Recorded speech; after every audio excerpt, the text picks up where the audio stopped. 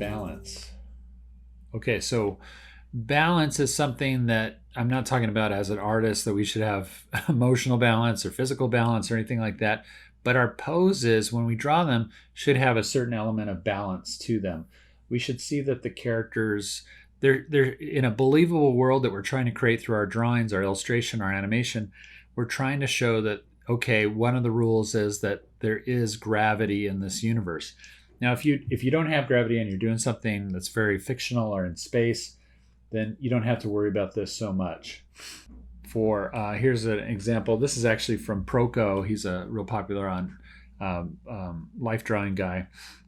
I kind of stole this a little bit, but made it into specifically somebody on a balancing themselves on a pose, ready to propel off of a diving board. So a diver, and this gives you a little sense of this line here should show, if it's very straight, 90 degrees to the ground plane.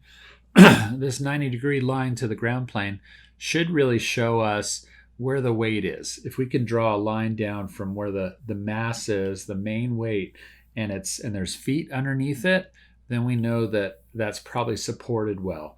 So this would be a more supported pose in a world that has gravity, in a world that has kind of the things that we're used to in our own atmosphere. Then we should feel like this would fall over. This character would fall over. It just kind of feels unnatural to us, whereas this one feels like it has a proper balance of its weight, and it helps to simulate that weight by having it in good balance. Here's some more examples. So in the old days of like carpentry and stuff and construction, they had what's called a plumb line. And a plumb line is like if it had a weight on one end, and if somebody held a string with this plumb line weight on it, it would always go straight. That would help tell the construction people what straight is, straight to the ground. So I'm doing that. I'm dropping a plumb line from basically where the throat is. You could do this with most characters that are standing in a pose. So this works for standing in a pose characters where they're just kind of frozen in time. But if you drop a plumb line from their Adam's apple, basically down to the ground, there should be a sense of a foot underneath there that's gonna contact.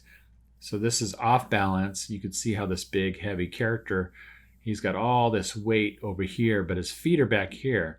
So the balance is not there because his feet aren't over his weight or under his weight. Your feet should always be under your main weight. Here I've adjusted the drawing, and you can see how in a held pose, it's better to have at least 1 foot should be hitting that plumb line.